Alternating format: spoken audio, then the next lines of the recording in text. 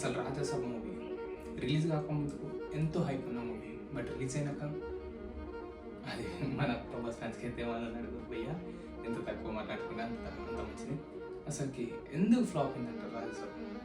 చెప్పండి, హీరో వలన, లేకపోతే స్టోరీ వలన, లేకపోతే డైరెక్టర్ వలన, లేకపోతే మనం ఆడియన్స్ ఎక్కువ హైప్ పెట్టుకొని అట్లా ఫ్లాప్ చేసుకున్నాం. సో ఈ వీడియోలో మనం అయితే పూర్తిగా తెలుసుకున్నాం అసలు రాజాసాబ్ ఎందుకు ఫ్లాప్ అయింది బాక్స్ ఆఫీస్లో. సో నెంబర్ 1 ఓవర్ హైప్ అన్నమాట.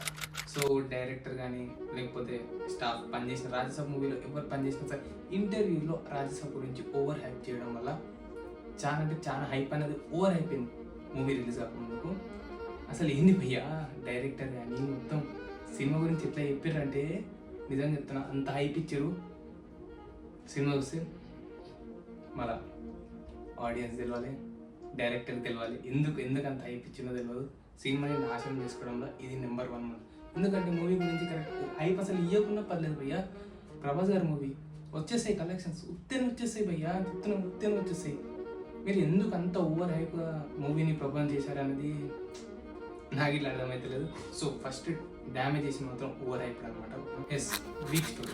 రాజాసాబ్లో అసలు స్టోరీ లేదు భయ్యా, చూసుకునే స్టోరీ లేదు. మారుతి గారు ఏదో అక్కడ రాసి ఇక్కడ రాసి ఏదో రాసింది, కానీ అసలు సినిమాలో అయితే స్టోరీ అనేది నాకైతే ఇక్కడ కనిపించలేదు అనమాట.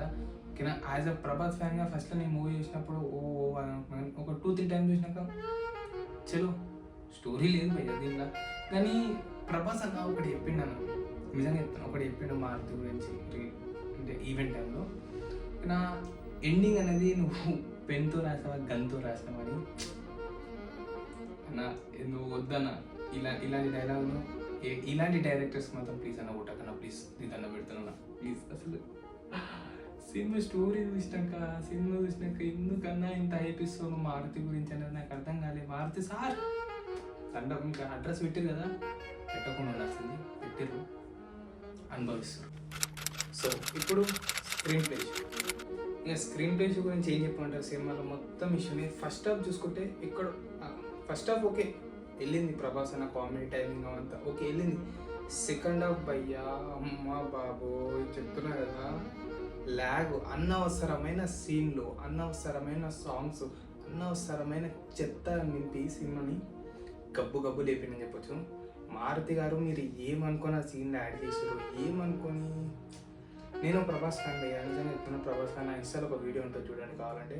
అంటే సినిమా చూసిన తర్వాత మంచిగా ఉంది కదా, ఎందుకు నెగిటివ్ అనిపించింది, 2-3 టైమ్స్ చూసినాక ఓకే, వాళ్ళ పాయింట్ ఆఫ్ వ్యూలో ఇట్లా ఓకే అనిపించింది.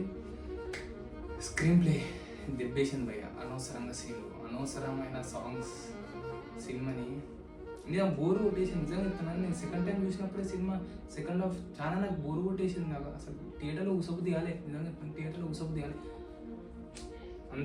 అంత మరి చెప్తున్నా కదా భయ్య. స్క్రీన్ ప్లే మారుతికి ఎక్స్పెక్టేషన్స్ ఆన్ హీరో అన్న, ప్రభాస్ అన్న మీకు దండం పెడతా, మీకు స్టోరీ అనేది నచ్చితేనే యాక్సెప్ట్ చేయండి అన్న, ఎవరికి పడితే వాళ్ళకి అనేది మీరు స్క్రిప్ట్ని యాక్సెప్ట్ మాత్రం అస్సలు చేయకండి అన్న ప్లీజ్. ఎందుకంటే మీరు ఆదిపురుష్ అలాగే, ఎందుకంటే మాకు తెలుసలేదన్న మీరు యాక్టింగ్ వాళ్ళు ఏం చూపిస్తలేరు. నాకు తెలుసు ప్రభాస్ అన్నని వాడుకున్న వాళ్ళు ఎంత పెద్ద హిట్ కొట్టారనేది ఇట్లా తెలుసు, బట్ వాళ్ళు యూజ్ చేస్తలేరు అన్న. వాళ్ళు యూజ్ చేసే విధానం అది కాదు, నేను యూజ్ చేసే విధానం అది కాదన్న. సరే టాలీవుడ్లో ఏ హీరోయిన్ యూజ్ చేసినా ఓకే, కానీ నేను మిమ్మల్ని మాత్రం రాంగ్గా యూజ్ చేశాను అన్న. చెప్తున్నా మారుతి సార్, మీరైతే చాలా చెప్తున్నా కదా. ఎందుకంటే ప్రభాస్ అన్న ఈ చిన్న మూవీ తీసినా చాలా ఎక్స్పెక్టేషన్స్ ఉంటాయి. ఎందుకంటే బాహుబలి తర్వాత ఆయన రేంజ్ ఇక్కడ వెళ్ళింది అనేది మనం అయితే చెప్పాల్సిన అవసరమే లేదు.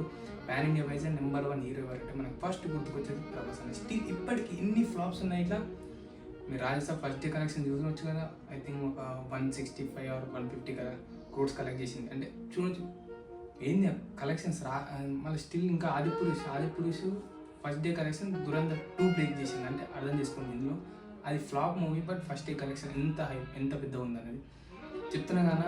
ఒక మంచి స్టోరీ ఉన్నది, మీరు ఒక్క సినిమా దింపండి అన్నది, చిన్నది అని పెద్దదని చాలా పెద్ద హిట్ అయిపోతుంది. చెప్తున్నా ఇలాంటి స్టోరీస్ వేస్ట్. ఎందుకంటే మీ మీద చాలా ఎక్స్పెక్టేషన్స్ ఉన్నాయి, ఫ్యాన్స్ కానీ నార్మల్ పీపుల్స్కి ఇట్లా చాలా ఎక్స్పెక్టేషన్స్ ఉన్నాయి అన్న. నిజంగా చెప్తున్నా చాలా ఎక్స్పెక్టేషన్ ఉన్నాయి. సో నెంబర్ 5 నాకు తెలిసి రిలీజ్ డేట్ అండ్ ఇంకా చెప్పాలంటే మౌత్ టాక్ అనమాట. చెప్తున్నా భయ్య, సినిమాకి ఇప్పుడు ఫస్ట్ డే కలెక్షన్ ఎంత ఇంపార్టెంట్, ఫస్ట్ డే వచ్చిన టాక్ ఇట్లా అంతే ఇంపార్టెంట్ అనమాట. స్పెషల్లీ తెలుగు సినిమాల గురించి చెప్తున్నాను.